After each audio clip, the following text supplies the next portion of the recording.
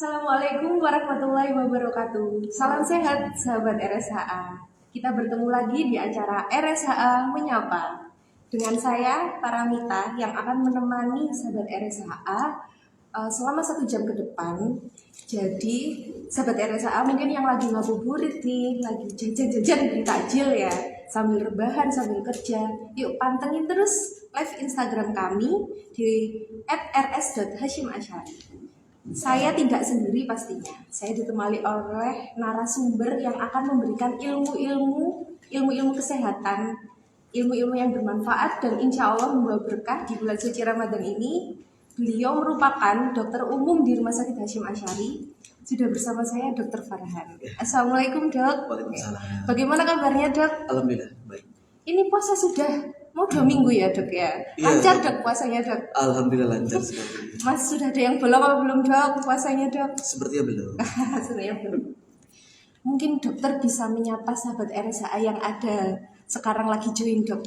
Saya hai sedikit Dok. Salam kenal, saya Dokter Farhan Sabran Akbari. Di sini saya sebagai dokter umum. Nanti mungkin kalau misalnya teman-teman semua datang ke Rumah Sakit Hasyim Asyari bisa ketemu saya kalau lagi jaga. Saya mau tanya-tanya sedikit nih Dok, untuk mengakrabkan diri kita Dok ya. Boleh. Dokter aslinya dari mana Dok? Kalau saya dari Bekasi. Oh jauh ya Dok ya. Di sini ngekos Dok? Oh di sini ngekos. Oh di sini ngekos. Saya kira PP Dok Bekasi ke Jombang. Ya bagi sahabat RSHA yang ingin ketemu Dokter Farhan nih, langsung ketemu beliaunya.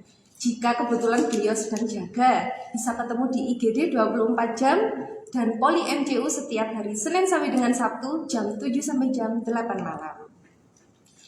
Hari ini kita akan membahas tema yang sangat luar biasa, yang sangat bagus sekali, yaitu tips puasa sehat, tekanan darah aman. Kita mau tanya-tanya ya Dok ya. Boleh. Apa benar ya Dok, puasa itu bisa mempengaruhi tekanan darah? Jadi mungkin saya jelasin ini dulu ya. Tekanan darah itu maksudnya apa sih? Hipertensi ya, tekanan darah. Jadi dikatakan hipertensi atau darah tinggi itu kalau misalnya tekanan darahnya, mungkin teman-teman udah pada tahu ya, ada yang 120/80, 130/90, tapi normalnya itu 120/80 patokannya. Jadi apabila misalnya teman-teman kok pas dicek tensinya di atas 120, misalnya 130, 140, berarti udah termasuk darah tinggi. Tapi dengan syarat minimal 2 kali pemeriksaan dan dalam keadaan rileks. Nanti kita balik lagi ke pertanyaannya, apakah saat puasa itu berpengaruh? Sebenarnya gini, puasa itu berpengaruh atau tidaknya terhadap tekanan darah itu tergantung dari teman-teman semua. Pertama, asupan makanannya gimana selama puasa? Terus aktivitasnya bagaimana saat puasa? Soalnya sebenarnya kalau puasa itu kan kita menahan lapar, menahan haus, asupan makan lebih terjaga. Jadi makan nggak sembarangan sampai ada 5 kali lah makan sehari. Nah, sebenarnya kalau puasa itu jadi paling gampangnya gini, yang bikin darah tinggi paling sering itu karena garam. Asin ya? Asin. Gitu.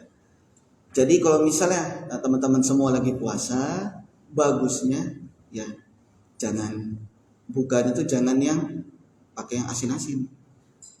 Secukupnya aja. Gitu. Baru nanti berpengaruh tekanan darahnya pada saat berpuasa. Gitu. Dan insya Allah kalau misalnya kita berpuasa dengan mengatur pola makan yang baik, tekanan darah juga ikut terkontrol. Memang kalau puasa itu semua makanan tuh banyak yang mau dimakan gitu ya Dok. Gorengan, es, mungkin makan makanan yang asin-asin tuh justru membuat seger gitu mungkin ya Dok, karena setelah berpuasa seharian. Terus ini Dok, apakah beresiko orang bagi penderita tekanan darah tinggi ini jika orang tersebut berpuasa? Tadi balik lagi ya, itu semua tergantung bagaimana nanti pas, terutama bagian berbuka sama sahur. Teman-teman semua kalau berbuka paling sering makanannya itu gorengan. Ya itu pasti Gorengan, itu ya, tepungnya aja udah berapa? Kalorinya itu Kalorinya udah berapa? ditambah digoreng minyak yang dipakai berkali-kali. Ditambah lagi, gak mungkin tepungnya cuma tepung doang, pasti dicampur sama garam, micin. Micin itu dok ya. Itu dia. Terus ditambah lagi pakai sambal, sambalnya juga nggak mungkin nggak pakai garam. Jadi semua serba garam. Gitu. Jadi pada saat berpuasa tubuh itu lebih rileks. Pada saat tubuh lebih rileks, dia pembuluh darahnya lebih elastis, sehingga biasanya ntar tekanan darahnya seharusnya ya mulai turun perlahan. Nah tapi pas buka dengan makannya langsung gorengan, makan soto tapi garamnya dibanyakin, micin dibanyakin, seblak dan lain-lain, itu tadi rendah langsung naik tinggi. Nah biasanya makanya orang-orang keluhannya kalau habis buka dengan darah tinggi itu langsung lehernya kencang. Gitu. Pegel ya dok ya, biasanya kalau orang tekanan darah tinggi pegel-pegel semua. Iya, zaman sekarang tuh kalau masih muda-muda pun tuh sering dok bengel-bengel itu ya dok ya, yang dimakan jeroan, nah itu ya dok ya, yang lemak-lemak semua mengandung lemak-lemak itu apa mungkin kalau nggak makan gitu tuh tidak mengenyangkan mungkin ya dok ya. Ya sepertilah kalau orang Indonesia. Memang orang Indonesia tuh hampir semua kayak gitu. Kalau makanan yang hambar tuh mungkin kurang enak dok, apalagi puasa ya dok ya, butuhnya seger-seger yang mengenyangkan. Oke, bagi sahabat RSHA yang ingin banyak bertanya nih tentang tekanan darah saat puasa, ingin tanya langsung ke Dokter Farhan, bisa komen di kolom chat live Instagram. Karena nanti akan ada 2 orang yang beruntung yang akan mendapatkan giveaway dari kami. Jadi jangan lupa follow juga semua sosial media Rumah Sakit Hasyim Asyari di Instagram @rs.hasyim_asyari, di TikTok di RS Hasyim Asyari, Facebook RS Hasyim Asyari, dan subscribe di YouTube kami di RS Hasyim Asyari 1. Untuk sahabat RSHA yang mungkin lagi mampir nih di RSHA di Rumah Sakit Hasyim Asyari, bisa mampir juga ke RSHA Point. Mungkin lagi mengunjungi kerabatnya atau mungkin lagi berobat di Rumah Sakit Hasyim Asyari, mampir ke RSHA Point. Kita menyediakan ada kopi, ada jajan-jajanan, ya, semua insya Allah lengkap. Dan jangan khawatir jika membawa anaknya, bisa diajak main di playground karena kami juga menyediakan tempat bermain untuk anak-anak. Kita lanjut ya dok ya. Mungkin dokter ada tips nggak dok bagi sahabat RSHA jika punya tekanan darah tinggi ini, gimana mengontrolnya biar ibadah puasanya juga bisa lancar? Sebenarnya kalau untuk mengatur tekanan darah ya, itu 2 kata kunci di pola makan sama di pola aktivitas. Pola aktivitas paling seenggaknya pada saat sahur atau setelah sahur itu olahraga 30 menit. Yang ringan-ringan aja. Contohnya kayak jalan kaki. Ya, gak perlu sampai angkat beban dan lain, gak apa-apa, gak usah. Ya, jalan kaki aja 30 menit aja. Itu sudah cukup. Setiap habis sahur atau sebelum berangkat kerja. Nah, yang kedua pola makan. Pola makan masalah gini. Pola makan itu yang pertama rendah garam. Masalahnya gini, garam itu ambang batasnya bagusnya itu WHO sama Kemenkes itu cuma menyarankan di 5 gram garam, atau kalau natriumnya di 2 gram, atau sama dengan 1 sendok teh garam per hari. Masalahnya teman-teman kan pasti kalau sekali yang masak garamnya 1, 2, 3. Nah itu. Jadi garamnya tuh harus diperhatiin. Dan ini juga yang jadi masalah, kenapa orang Indonesia kalau masakannya kebanyakan yang garamnya banyak. Karena ambang toleransinya udah meningkat. Sehingga dia kalau ngerasain garam yang seharusnya emang normal, yang sehat, yang baik, itu nggak berasa apa-apa, hambar. Jadi kalau kurang micin, kurang garam, anggapannya hambar. Iya, memang orang Indonesia sepertinya seperti itu ya dok ya. Kalau nggak makan garam itu bukan makanan. Ya, padahal udah banyak sampai micin segala macam. Nah itu pertama, rendah garam. Yang kedua, banyakin buah-buahan. Buah-buahan ya, buah jeruk. Dan yang tinggi. Antioksidan ini dia membantu pembuluh darah itu mengalir lebih baik, lebih lancar. Cuman jangan sampai, kalau saya sih menyarankan belum perlulah vitamin suplemen. Soalnya saya pernah dapat pasien itu ada yang mengganti asupan vitamin C-nya dari buah-buahan ke UC 1000. Minuman ya dok ya. Itu kan tinggi banget vitamin C-nya. Yang ada malah memperburuk kondisi ginjal. Ya. Jadi nggak perlu sampai minum suplemen terlalu banyak, cukup dari buah-buahan. Insya Allah udah cukup lah memenuhi untuk kebutuhan sehari-hari. Dan terakhir itu diperbanyak minum. Jadi cara gampangnya hitungnya kurang lebih 30 sampai 40 ml per kilogram berat badan. Misalnya berat badan 50, berarti kurang lebih asupan per harinya 1500 ml sampai 2000 ml atau 2 liter atau 1,5 liter per hari. Berarti dia minumnya boleh dibagi dua, setengah-setengah, 1 liter pas sahur, 1 liter pas buka. Terus ini dok, gimana tanda-tanda orang yang harus orang dengan tekanan darah tinggi harus dibawa ke rumah sakit itu yang seperti gimana? Gini, tekanan darah itu dibagi banyak tahap. Normal 120 sampai 120 per 80. Prahipertensi dia 129 per 89.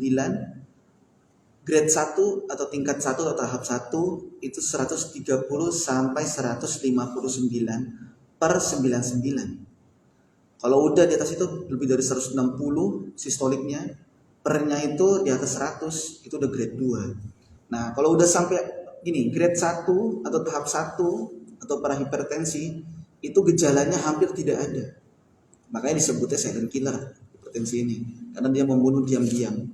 Karena kalau udah muncul gejala, tensinya udah di atas 160. Tensi di atas 160 itu udah banyak komplikasi. Nah, biasanya gejalanya paling sering jadi lehernya tegang. Leher tegang kenapa? Karena tadi pembuluh darahnya di sini ada vena jugularis namanya. Dia pada saat tekanan darah tinggi dia akan jadi kencang. Ya, jadi pegel ototnya, rasanya kayak menekan. Otot-otot di leher itu ditekan gitu. Maka jadi kayak pegel, kencang, apa ya kalau di sini ya? Kayak punuknya. Pengel, beda pengel ya. Pengel ya dok ya. Itu yang pertama. Yang kedua, yang paling parah kalau udah sampai rabun. Tiba-tiba kalau ngelihat ngeblur gitu, wah itu udah harus buru-buru ke rumah sakit. Sampai pingsan. Ya, kalau pingsan itu berarti ada sesuatu di kepalanya atau di otaknya. Nah, kalau udah kayak gitu, komplikasi sudah sangat banyak. Yang paling berat ya takutkan stroke. Nah, mungkin seperti itu. Bagi sahabat RSHA yang mungkin mengalami kegawatan atau tanda-tanda seperti yang sudah disebutkan oleh Dr. Farhan tadi, bisa segera datang ke IGD Rumah Sakit Hasyim Asy'ari karena kami melayani 24 jam. Dan kami juga mempunyai penjaminan kesehatan yaitu BPJS Kesehatan, BPJS Ketenagakerjaan, Jasa Raharja, Dompet Duafa, dan asuransi lainnya. Dompet Duafa itu hanya ada di Rumah Sakit Hasyim Asy'ari di Jombang. Mungkin sementara ya dok ya. Mungkin ada lagi cabangnya atau bagaimana. Tapi sejauh ini hanya satu-satunya yang mempunyai penjaminan Dompet Duafa hanya di Rumah Sakit Hasyim Asy'ari dok. Ini sangat spesial dok, Dompet Duafa itu dok. Alhamdulillahnya bisa membantu masyarakat-masyarakat memudahkan untuk berobat ke Rumah Sakit Hasyim Asy'ari. Berarti kalau misalnya nggak ada BPJS, pakai Dompet Duafa bisa? Kemudian bisa dok, karena nanti ada persyaratan-persyaratan untuk untuk bisa dijaminkan oleh Dompet Duafa. Yang pertama yaitu fotokopi KK, fotokopi KTP, dan menyertakan SKTM dari desa. Cukup dari desa saja. Sebenarnya mudah dok, karena memang kita itu memudahkan urusan pasien. Yang penting pasien itu bisa sehat, bisa sembuh, dan kalaupun sakit kita mudahkan. Gitu ya dok ya. Kita coba cek ya dok ya. Ini sudah banyak pertanyaan yang masuk dok. Mungkin ini banyak fans-fansnya dokter Farhan juga mungkin dok ya. Kita coba cek ya dok ya. Yang pertama dari FDLAN_A. Tips puasa sehat untuk penderita darah rendah dok. Nah, kalau darah rendah, kita biasanya menyarankan banyakin minum air putih. Soalnya kenapa? Ini kebalikan dari tekanan darah tinggi. Nah, kalau tekanan darah tinggi itu biasanya karena konsumsi natrium atau garam yang tinggi, menjadi haus, jadinya air di dalam pembuluh darahnya itu dalam tubuh itu meningkat, jadi tekanan darahnya tinggi. Nah, kalau tekanan darah rendah, berarti kadar air di dalam tubuhnya lebih rendah atau di bawah normal. Sehingga biasanya kalau kita sebagai dokter, kalau tekanan darahnya rendah seorang pasien, kita menyarankan ditingkatkan minumnya. Tadi ya, minimal 30 ml per kilogram berat badan. Jadi ntar mungkin siapa Mbak FDLAN. Itu boleh ditimbang berat badannya, dihitung sendiri, boleh 30 ml. Berarti misalnya kalau beratnya tadi ya 50, 30 dikali 50 kurang lebih 1500 ml per hari. Berarti kurang lebih 1 botol air mineral yang besar itu. Besar ya dok ya. 1500 itu kan dok ya. Satu botolnya. 1 botol besar. Berarti kalau tekanan darah rendah boleh nih dok, berarti konsumsi garam yang banyak. Atau gimana dok? Bukan berarti kalau tekanan darah rendah boleh minum makan garam yang banyak ya, makan makanan yang mengandung garam tinggi. Bukan berarti seperti itu. Harus ditakar. Tadi ada takarnya, berarti ya 2 gram natrium atau 5 gram garam, atau lebih gampangnya 1 sendok teh garam. Gitu. Berarti untuk penderita darah rendah pun sama ya dok aturannya ya. Sama. Tidak jauh beda dengan tekanan darah tinggi betul. Ya dok ya. Bukan berarti mempunyai tekanan darah rendah makan asupan garam yang banyak nanti rendah malah tambah tinggi ya dok ya, malah tambah bahaya lagi ini.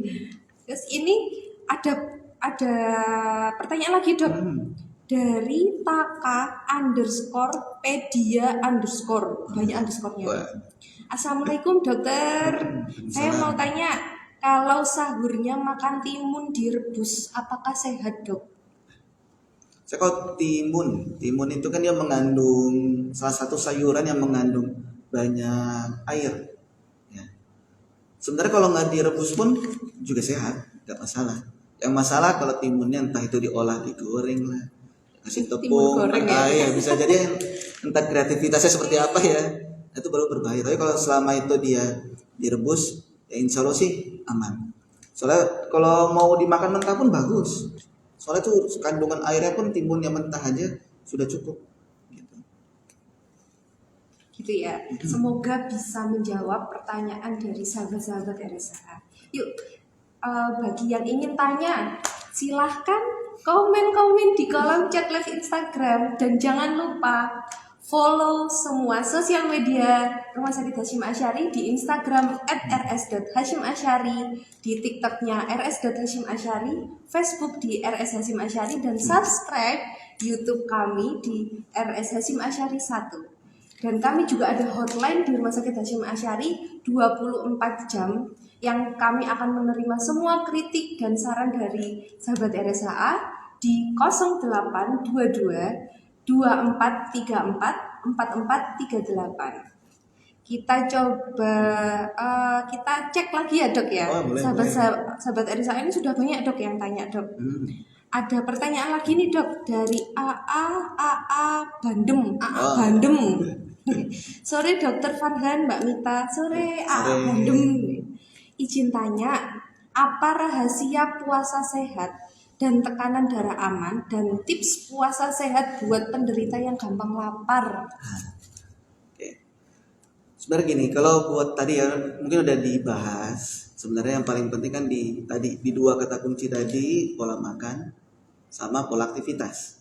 Aktivitas paling enggak setelah sahur, sebelum berangkat kerja 30 menit jalan kaki, sama pola makannya rendah garam, jangan merokok, kurangin kopi buat tekanan darah tinggi. Dan kalau buat yang gampang lapar, kita harus perbanyak protein. Protein dari mana? Telur, Daging ya. daging-dagingan, daging ikan, daging ayam, daging kambing, semua itu bagus. Cuman pengolahannya yang hati-hati.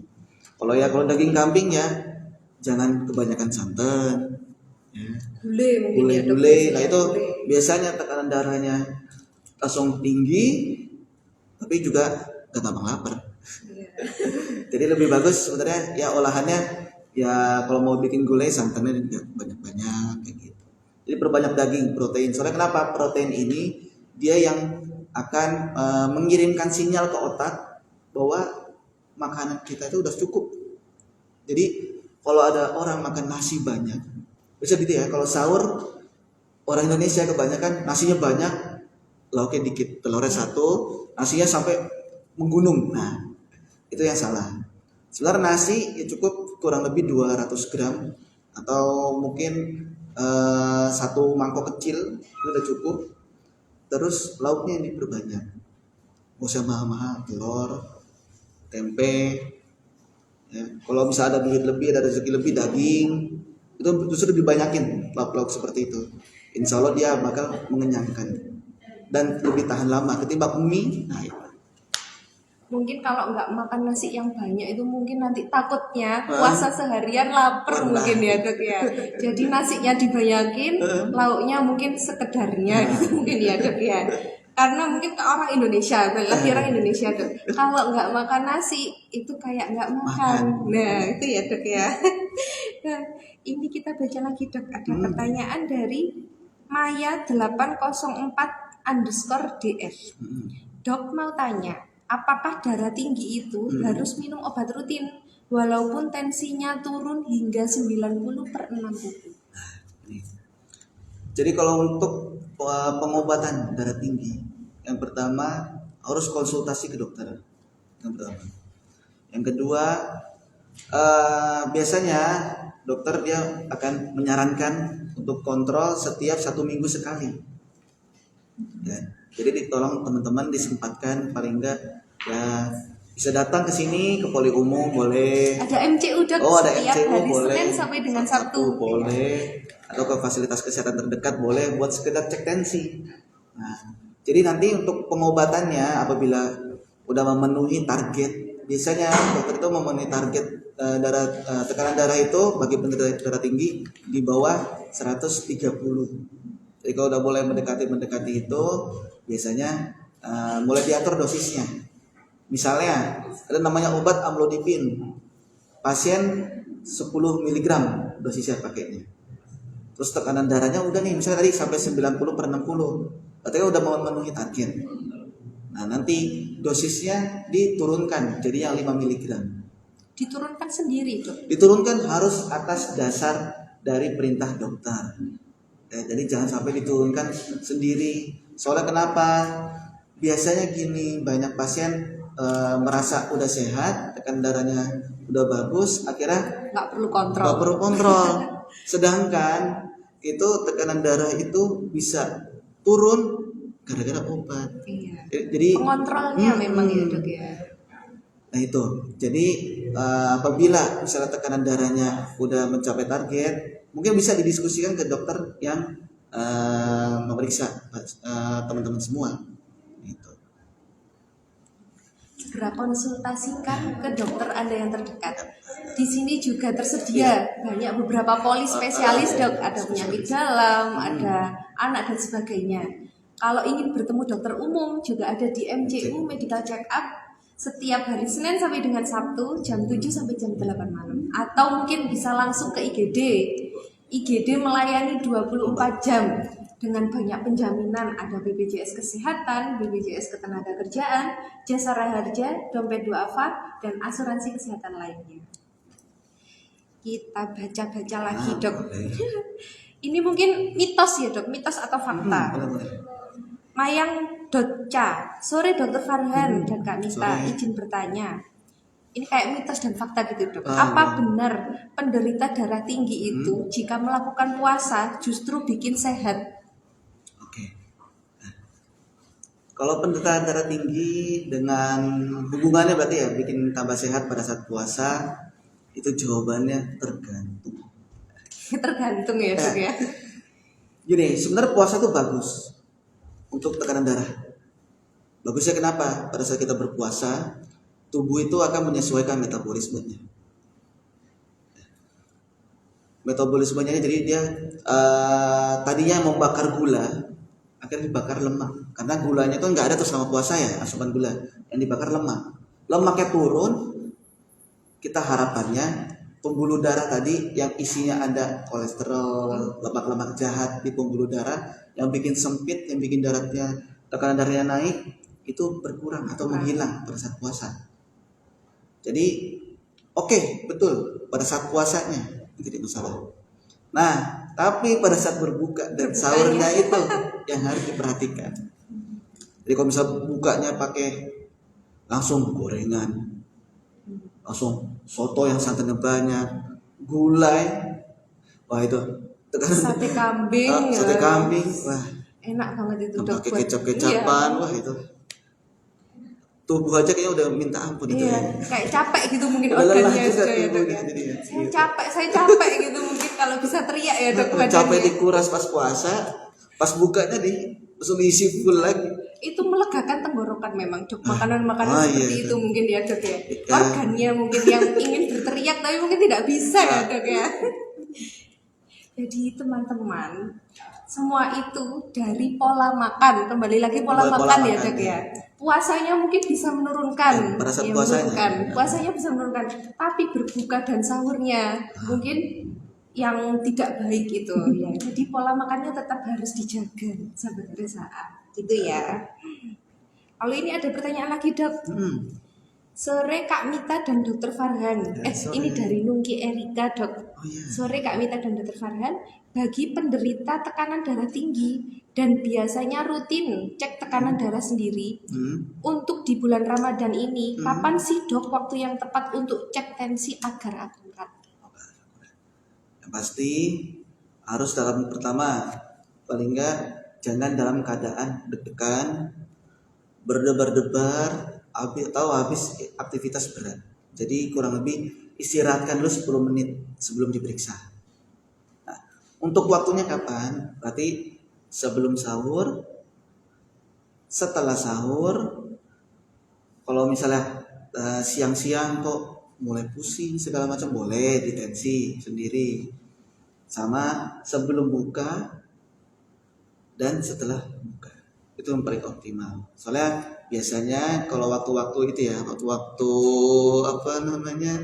urgent pas buka puasa atau pas sahur, itu kan buat ngelihat makanannya gimana ya, ada sesuatu yang kurang nggak, apakah kurang minum gitu. Jadi begitu ya.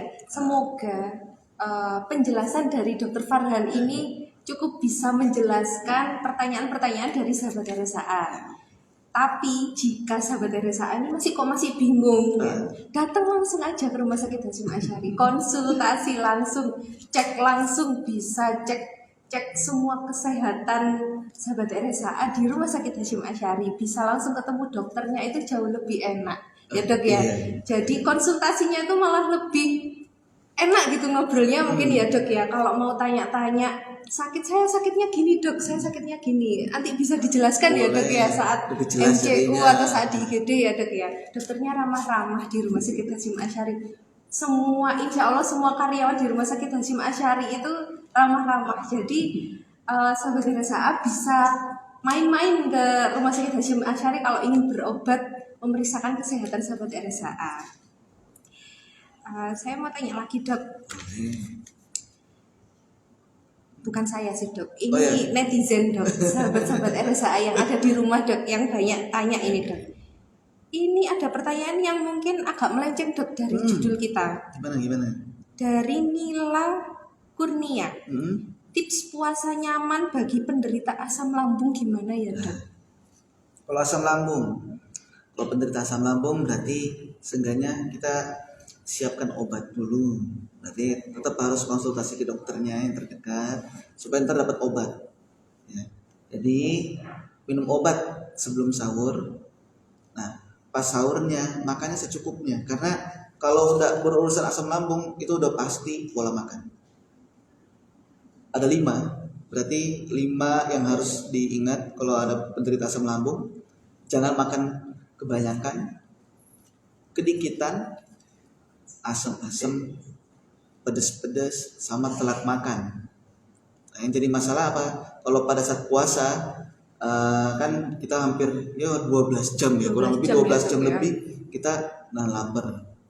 Jadi kita harus atur itu di pas sahurnya sama pas buka. Berarti jangan makan kebanyakan, secukupnya pas sahur. Perbanyak air putih. Jangan, kalau bagi para yang cowok-cowok, jangan yang merokok. Jadi sahur mentang-mentang udah mau puasa, rokoknya sampai 3 batang, 4 batang. Ya, Dok, ya. Jangan. Dikebut. Oh, dikebut ya. Kejar deadline ya. Kejar deadline. Jangan. Terus pokoknya itu. Sahur bukanya makannya jangan asam-asam sama pedas. Nah, jangan lupa sebelum buka puasa pun kita minum obatnya dulu. Obat apa namanya? Obat asam lambungnya.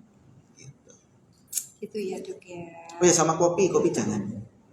Kopi itu pokoknya kalau kopi itu dia bisa meningkatkan asam lambung. Jadi sangat tidak ramah untuk penderita asam lambung, terutama di bulan puasa. Biasanya memang kopi dan rokok itu Satu paket. disandingkan ya, Dok ya. Orang kalau habis makan, kalau enggak ngopi pasti ngerokok. Ya, itu ya, Dok. Udah sama-sama itu gimana, Dok, itu? Kopi, rokok disandingkan bersamaan itu bagaimana itu, Dok? Kopi, rokok, itu bukan cuma asam lambung tapi darah tinggi juga. Nah, Tinggal tunggu tanggal mainnya aja. iya. Tinggal tunggu tanggal mainnya katanya Dokter Farhan ya. Ini ada pertanyaan lagi, Dok. Dari Arga Ari 3. Dokter, maaf mau tanya. Dimaafkan. Boleh. Ya, sahabat RSA dimaafkan kok. Kalau marah-marah bisa meningkatkan tekanan darah. Nah, kalau rokok dan vape kan memiliki efek menenangkan. Berarti bisa dong ketika sudah tenang tensinya turun, Dokter. Maaf orang awam, Dok. Ini pertanyaan unik juga. Unik ya, Dok. Ini menarik ini, Dok. Menarik juga. Gini, marah-marah bisa bikin tekanan darah tinggi, itu benar. Makanya ada banyak kasus orang habis marah-marah yang sampai benar-benar meledak-ledak atau stroke karena pembuluh darah sudah pecah saking tingginya tekanan darah. Tapi bukan berarti vape itu atau rokok itu menenangkan, jadinya kayak positif di plus dikurangin sama negatif jadi baik tuh enggak kayak gitu caranya. Itu jadi, awal logikanya dari logikanya sedikit mungkin ya karena mungkin kurang tahu juga, nggak apa-apa jelasin. Jadi kan gini, rokok, vape itu ada kandungan nikotin dalam tubuh itu dia bisa meningkatkan tekanan darah. Apalagi rokok ada tar itu bisa bikin penimbunan plak atau trombus namanya di pembuluh darah. Jadi udah pembuluh darah yang mengecil tambah ada sumbatan, lumbat akhirnya aliran darahnya nggak lancar, bisa jadi stroke juga. Dan jadi sebenarnya kalau habis marah-marah ngerokok atau nge-vape itu malah tambah tinggi tekanan darah. Nah tadi ya nikotin tadi. Jadi nikotin itu memang efeknya menenangkan tapi juga meningkatkan darah tinggi. Jadi bukan cuma menenangkan, ada meningkatkan darah tinggi. Jadi marah-marah itu solusinya bukan ngerokok ya, Dok? Solusinya apa, Dok? Kalau marah-marah, Dok, di bulan puasa ini, Dok? Bulan puasa mungkin tidur. Lebih menenangkan, lebih baik gitu kalau tidur. Atau perbanyak zikir, Dok. Perbanyak zikir, kan ibadah jadi. Ibadah ya, sahabat RSA ya. Ini ada pertanyaan lagi, Dok, dari Rusa. Namanya tuh unik-unik, Dok. Rusa P. Dai Sis. Izin bertanya, Dokter. Ya, boleh. Diizinkan. Ya, salah satu yang mempengaruhi tekanan darah adalah kadar lemak dalam pembuluh darah. Lantas lemak yang sudah terkumpul bertahun-tahun, apakah bisa hilang dengan sendirinya, Dok? Oke. Sedot lemak mungkin, Dok. Kalau sedot lemak juga kayak kalau sampai pembuluh darah kayak bahaya ya. Tapi gini, Kita kalau ngomongin lemak dalam tubuh, dalam pembuluh darah, biasanya ntar kita ngecek di trigliserid, ya, di LDL, kolesterol kayak gitu. Nah jadi kalau apa tadi, ya, tolong disempatkan teman-teman buat di MCU. Ya, seenggaknya buat ngecek ya tensi, kolesterol boleh, nggak masalah. Soalnya kenapa? Gini, kalau udah ada penumpukan lemak, ya, lemak kan normal di bawah kulit, normalnya. Tapi kalau udah sampai ke pembuluh darah, berarti lemak itu udah sangat banyak. Saking banyaknya, di bawah kulit itu udah nggak ada tempat buat ditaruh lemak. Gitu ya. Jadi pertanyaan lagi balik pertanyaannya, apakah bisa hilang sendiri? Gini, seberapa baik teman-teman bisa mengatur pola makan sama pola aktivitasnya? Gitu. Tapi biasanya kalau dengan trigliserid tinggi, kolesterol tinggi, kita udah mulai harus minum obat golongan statin, simvastatin kayak gitu, atau orvastatin atau golongan fibrat kayak gitu, supaya ntar membantu peluruhan lemak-lemak di pembuluh darah. Jadi kalau misalnya pertanyaan apakah bisa hilang sendiri? Ya bisa, tapi sangat butuh waktu yang lama. Karena tadi udah sifatnya udah kronis kayak gitu kalau sampai pembuluh darah. Jadi kalau saran saya minum obat dan konsultasikan ke dokter terdekat dulu. Gitu. Konsultasi ya, dok, yang paling penting ya. Saya ingatkan untuk sahabat RSHA, berikan pertanyaan sebanyak-banyaknya dan semenarik mungkin, karena nanti akan ada 2 orang nih yang beruntung yang mendapatkan giveaway dari kami. Oh, gitu. Dan jangan lupa follow semua sosial media Rumah Sakit Hasyim Asyari. Ngomong-ngomong MCU, dok, kapan sih, dok, kita harus rutin untuk cek kesehatan kita? Kalau teman-teman nggak ada keluhan, nggak ada sesuatu yang apa ya, yang urgent buat diperiksa, mungkin bisa paling kan disempatkan 1 tahun sekali boleh, atau dua kali dalam setahun boleh. Tapi kalau misalnya teman-teman ada darah tinggi, ya, terus ada diabetes atau kencing manis, itu mungkin disempatkan paling nggak minimal 1 bulan sekali, gitu, ke fasilitas kesehatan terdekat. Boleh kalau sempet nih deket-deket sini ke RSHA, boleh ke Hasyim Asyari, boleh sekali mampir cek. Atau misalnya kalau mau ke deketnya area klinik boleh, nggak ada masalah. Yang paling enggak kalau ada teman-teman yang penderita darah tinggi atau kencing manis atau diabetes, 1 bulan sekali. Gitu ya, semoga bisa menjawab pertanyaan dari sahabat RSHA. Dan jangan lupa memeriksakan kesehatan serutin mungkin untuk mencegah penyakit-penyakit yang tidak diinginkan. Gitu ya, dok ya. Iya. Saya akan membacakan lagi, dok. Ini banyak sekali, dok. Mungkin dari obrolan kita itu terus banyak yang menarik, dok ya. Jadi atau mungkin penggemarnya Dokter Farhan ini, ya. Mungkin bisa spill, dok, Instagramnya. Dokter Farhan punya Instagram? Oh, ada. Mungkin bisa spill, dok, ke sahabat RSHA, dok. Biar follow, biar terkenal, dok, Instagramnya, dok. Langsung rame ini nanti mungkin, dok, yang follow. Instagram saya FZHAFRAN11. Ada ya di kolom chat di live Instagram ya kalau mau follow ya.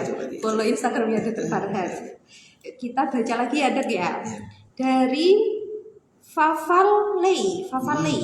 Dok mau tanya, apabila orang dengan hipertensi ikut berpuasa, dari segi makanan yang dijaga menghindari penyebabnya, apakah obat hipertensi boleh tidak dikonsumsi lagi selama puasa? Mungkin tadi teman-teman ada kelewat ya. Sudah saya bahas ada tahapan-tahapan darah tinggi. Normal, prahipertensi, terus hipertensi grade 1 atau stage 1 atau tahap 1, sama hipertensi stage 2 atau tahap 2 atau grade 2. Nah, biasanya orang yang wajib minum obat darah tinggi seumur hidup itu yang udah sampai stage 2. Stage 2 itu dikatakan apabila kalau udah pembuluh darah itu udah tekanan darah itu udah sampai 160 ke atas per 100 ke atas. Itu untuk saat ini untuk beberapa jurnal, bahkan banyak jurnal menyatakan itu untuk saat ini tetap harus konsumsi seumur hidup. Soalnya kenapa? Kalau udah sampai tahap kedua ini, biasanya udah mulai banyak komplikasi-komplikasi. Dan biasanya pembuluh darah udah mulai kehilangan sifat elastisnya, jadi dia menyempit terus. Normalnya kan dia pembuluh darah itu bisa vasodilatasi melebar atau vasokonstriksi menyempit. Nah, tapi kalau udah sampai stage 2 ini biasanya vasodilatasinya atau melebarnya itu lebih sulit. Gitu. Jadi malah bahaya kalau nggak minum obat. Ya. Jadi kalau saran saya tetap diminumkan obatnya. Tentu harus konsultasi juga ke dokter terdekat. Karena kan yang tahu kondisi klinis dokter yang sudah sering diperiksakan sama teman-teman semua. Jadi begitu ya Sobat RSA ya. Minum obat itu tetap harus dengan anjuran dari dokter. Tidak minum obat terus atau menghentikan sendiri. Jangan Ya. sampai menghentikan sendiri. Jangan sampai Ya. menghentikan sendiri. Karena mungkin normalnya dari penderita tersebut normal atau bisa terkontrol karena Obatnya. minum obat tersebut ya dok ya. Mungkin kalau diperiksa ke dokter mungkin ada dosis-dosisnya sendiri mungkin diturunkan begitu mungkin ya dok kita ya. ada perhitungannya sendiri buat dosisnya. Nah, gitu ya Sobat RSA. Jangan menghentikan sendiri atau minum minuman obat itu tanpa dari anjuran dokter. Ini pertanyaan lagi dok. Dari NHA_Purna. Selamat sore Dokter Farhan. Sore. Izin bertanya, ketika seseorang mempunyai riwayat hipertensi, terbiasa dengan tekanan darah tinggi, tidak ada keluhan. Sedangkan ketika tekanan darahnya turun, kok malah ada keluhan, itu gimana gitu? Ini, saya kalau ke pasien biasanya kayak gini tuh, ke pasien-pasien yang mungkin sudah ada sepuh, ya. Karena biasanya mereka sudah terbiasa dengan darah tinggi. Tapi pas dicek udah sampai 160 per 90 bahkan lebih. Dan mereka selalu beralasan saya udah biasa kayak gitu. Ya itu ya. Saya udah biasa segitu, kalau rendah saya malah pusing. Nah, itu normal saya segitu. Justru ini nggak ada normal yang di atas 120. Patokannya gitu ya. Jadi kalau udah 130 ke atas, nah itu dikatakan tetap darah tinggi. Justru suatu penyakit itu yang berbahaya adalah penyakit yang gak ada keluhan tiba-tiba muncul komplikasi. Jadi bukan berarti kalau misalnya udah terbiasa dengan darah tinggi bahayanya hilang. Justru bahaya. Tubuh itu beradaptasi. Tubuh itu beradaptasi. Pinter banget beradaptasi. Jadi komplikasinya tetap ada. Misalnya ada orang dengan darah tinggi biasanya 150 per 90. Bahaya tetap ada. Jadi resiko stroke-nya lebih bahaya. Soalnya kenapa dia orang kalau misalnya masih merasakan keluhan darah tinggi, tekanan darah naik dikit aja, dia pusing, langsung minum obat. Langsung ke dokter. Tapi kalau orang yang udah nggak ada keluhan, tekanan darahnya loss, dipikir normal saja gitu mungkin ya. Saya tidak ada keluhan kok. Normal aja. Tahu-tahu pelok. Nah, itu. Tahu-tahu langsung lemes separuh badan. Justru itu berbahaya. Ya. Terus gini. Kenapa kok orang yang terbiasa tekanan darahnya tinggi pada saat tekanan darahnya turun atau normal, dia malah pusing, geliang. Kenapa? Tubuh itu udah beradaptasi dengan pembuluh darah yang kencang terus. Tekanan tinggi. Pada saat dia minum obat, tekanan darahnya melebar, pembuluh darahnya melebar, tekanan darahnya turun, langsung kayak geliang. Geliang. Karena tekanan darahnya yang tadi yang biasa tinggi terus, toto normal. Normal itu malah yang pusing gitu mungkin iya. dok ya. Tapi justru itu yang bagus. Harus mengembalikan kondisi tubuh seperti sedia kala. Mungkin dari yang awalnya tinggi terus normal lah, itu dipikirnya mungkin yang normal tuh yang malah nggak ada keluhan. Ya, itu bahaya ya. Justru bahaya ya seperti itu ya Sobat RSA ya. Jadi justru kalau punya keluhan tuh malah justru lebih bagus ya dok ya. Kita lebih cepat tahu ada apa-apa nih dalam tubuh kita. Ketimbang kalau nggak ada keluhan. Memang kadang orang-orang itu ngerasanya tuh nggak ada keluhan dok, tapi ketika dicek ya, mungkin orang-orang yang penderita yang tidak pernah atau mungkin tidak cek rutin, tidak memeriksakan kesehatannya secara rutin gitu ya dok ya. Tiba-tiba datang ke rumah sakit, mungkin lagi main mungkin dok, menjenguk kerabatnya dok, menjenguk kerabatnya, mungkin kerabatnya ini sedang sakit lagi ditensi sama petugas, terus kok mungkin ikut-ikut gitu dok, dicek ternyata tensinya 200 lebih. Nah pasti jawabannya saya enggak apa-apa, saya normal kok, malah kalau di bawah itu saya malah pusing. Nah itu loh dok, yang biasanya sering terjadi ya dok ya, orang-orang itu mungkin kurang aware gitu dok ya, mungkin dengan kesehatannya. Nah itu justru makanya darah tinggi atau hipertensi itu disebutnya silent killer. Silent killer. Jadi pembunuh diam-diam. Jadi justru bahaya banget kalau udah sampai diam-diam dibunuh. Diam-diam membunuh. Wah, ya dok ya. Membunuh itu udah.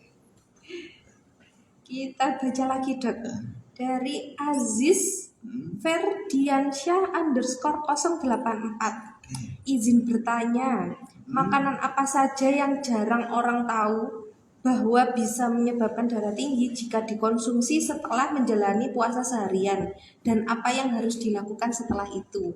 Makanan yang jarang diketahui orang, Ya, tapi bisa bikin darah tinggi gitu ya.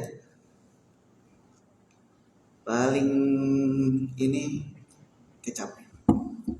Yang manis-manis itu dok. Nah, karena gini, kecap, sambal, orang remehin itu. Makan mie ayam, kalau nggak pakai sambal, nggak pakai kecap, kurang. Padahal di mie ayamnya udah ada garamnya, udah ada natriumnya. Di sambal ya udah ada natrium, double lagi. Double natrium. Apalagi kalau udah sambalnya sampai 5 sendok. Kecapnya banyakin lagi. Nah, itu natrium semua. Itu biasanya sebenarnya gini kayak bakso itu bagus-bagus aja. Mie ayam oke-oke aja. Cuma kalau ditambahin tambahan lainnya itu yang berbahaya. Jadi sebenarnya kalau makanan yang harus diwaspadai pokoknya dia yang mengandung garam. Ya, karena tadi WHO Kemenkes itu membatasi di 2 gram natrium atau 5 gram garam atau sama dengan 1 sendok teh garam. Gitu. Harus yang sedang-sedang saja, yang normal-normal saja, secukupnya, tidak berlebihan dan tidak mengurangi, gitu ya dok ya. Mungkin kalau makan hambar gitu mungkin nggak enak mungkin ya dok ya. Bukan berarti nggak boleh garam. Ya, bukan berarti tidak boleh, tapi secukupnya sesuai anjuran. Itu ya sahabat RSHA ya. Semoga bisa mengerti ini penjelasan dari Dokter Farhan. Ya. Lanjut ya dok ya. Masih banyak ini waktunya kok dok. Kita bisa menjawab semua, insya Allah bisa menjawab semua pertanyaan sahabat RSHA yang ada di rumah biar tidak penasaran dok ya. Dari Julia Suryani Rohmah. Assalamualaikum dokter. Waalaikumsalam. Mau tanya, apakah orang minusnya banyak bisa beresiko terkena darah tinggi? Mungkin ini kalau berkacamata dok. Dokter juga berkacamata kan ya? Monggo dok. Sebenarnya kalau minus, ya tadi ya, minus ngaruh ke tekanan darah sih secara langsung enggak. Tapi kalau tekanan darah bisa ngaruh ke minus, iya. Karena kalau tadi ya mungkin tadi udah saya singgung dikit. Salah satu gejala atau keluhan darah tinggi itu udah sampai level yang bahaya apabila udah ada ngeblur, kalau melihat pandangannya kabur kalau melihat sesuatu gitu. Jadi kalau secara langsung nggak ada, tapi kalau dari tekanan darah yang mempengaruhi ke visus atau tajam penglihatan itu iya mempengaruhi. Tapi itu pun kalau udah sampai, kalau kita sebutnya nama hipertensi emergensi, itu kalau udah di atas 200. Jadi kalau udah sampai pandangannya kabur, langsung buru-buru ke IGD rumah sakit. Gitu ya, sahabat RSHA ya. Ini ada lagi dok. Sebentar. Dari okt.co. Ini agak mungkin tentang konsumsi obat dok. Dok, bagaimana cara konsumsi obat 3 kali sehari di saat berpuasa? Kan kalau puasa itu kan hanya buka dan sahur dok. Mungkin hitungan 3 kali seharinya itu bagaimana dok? Gitu. Ya pasti harus konsultasi ya. Misalkan gini, kalau obat-obatan kayak gini harus dilihat dari keluhannya, klinisnya bagaimana, tanda vitalnya bagaimana. Ya, kalau kayak saya ambil contoh yang paling gampang ya, eh, obat lambung aja. Obat lambung ada yang namanya antacid. Antacid itu 3 kali sehari. Nah, tadi kalau saya menyarankan minum obatnya sebelum sahur, sebelum buka. Mungkin kalau boleh ditambah sebelum tidur gitu. Tapi memang ada obat-obatan tertentu yang harus diminum itu ada batasannya. Ya, ada waktunya, jadi nggak boleh dalam waktu berdekatan minum obat Iya. lagi. Nah makanya tadi saya bilang kalau untuk aturan pakai obat-obatan tertentu, terutama obat-obatan darah tinggi, obat-obatan jantung, ginjal, harus konsultasi ke dokter yang bersangkutan. Soalnya biasanya kalau obat-obatan seperti ini dia dokter spesialis yang udah ranahnya. Memang tetap harus konsultasi Harus yang paling konsultasi, utama ya pasti. dok ya. Jadi aturan pakai itu memang sudah ada dosisnya, sudah ada dosisnya dan aturan pakainya. Jadi mungkin saat bulan Ramadan ini bisa konsultasi dulu, terkait penggunaan atau konsumsi obat yang konsumsi diminum ya obat. dok. Terutama mungkin orang-orang yang rutin mengkonsumsi Konsumsi obat obat, gitu ya dok ya. Baik, dari sahabat RSA lagi, saya bacakan lagi dari Made by Mas Dul. Kalau berdiri terlalu lama saat sholat taraweh, itu benar bisa memicu pusing akibat tekanan darah rendah dok. Mungkin kalau imamnya baca suratnya Yasin atau Al-Baqarah gitu mungkin ya dok ya, terus pusing keliling ya dok ya. Jadi ini emang betul bisa. Kenapa? Karena gini, tekanan darah itu bukan cuman dari jantung ke seluruh tubuh, tapi dari seluruh tubuh ke jantung lagi. Nah dari yang seluruh tubuh itu contohnya apa? Di kaki. Jadi kan pada saat berdiri terlalu lama ya. Pada saat berdiri terlalu lama, pembuluh darah, vena-vena yang ada di kaki, dia butuh usaha lebih untuk memompa balik lagi ke atas karena melawan gravitasi. Kalau emang udah darahnya tekanan darah yang rendah, berdiri terlalu lama, biasanya efek samping jadi glien. Gitu. Makanya mungkin ya kalau misalnya ya mungkin bisa cari masjid ya, bisa menyesuaikan ya. Atau misalnya kalau nggak kuat berjamaah kan bisa juga di rumah. Mungkin seperti itu. Soalnya karena emang ada pengaruhnya, ada jelas ada. Karena tadi ngelawan gravitasi tadi. Jadi memang kalau tidak mempunyai tekanan darah rendah pun kalau berdiri terlalu lama mungkin bisa pusing ya dok ya. Karena memang gravitasi aliran darah itu tidak bisa lancar ya dok ya. Mungkin aliran darahnya ke bawah terus gitu mungkin ya dok ya. Tapi bukan berarti jadinya nggak sholat. Ya, semua itu tergantung iman alasan. juga. Kalau imannya kuat sih insya Allah masih semua diterjang lah. Mungkin kalau bacaannya sampai surat Al-Baqarah ya, mungkin sambil duduk mungkin ya atau gimana gitu ya dok. Atau mungkin cari-cari di masjid-masjid mungkin yang bacaannya atau imamnya mungkin lebih cepet dok bacaannya ya dok ya. Gitu ya teman-teman sahabat RSA ya. Ada pertanyaan lagi dok dari Intia_Eka. Assalamualaikum dokter. Waalaikumsalam. Izin bertanya, mengapa orang yang lanjut usia itu beresiko mempunyai darah tinggi?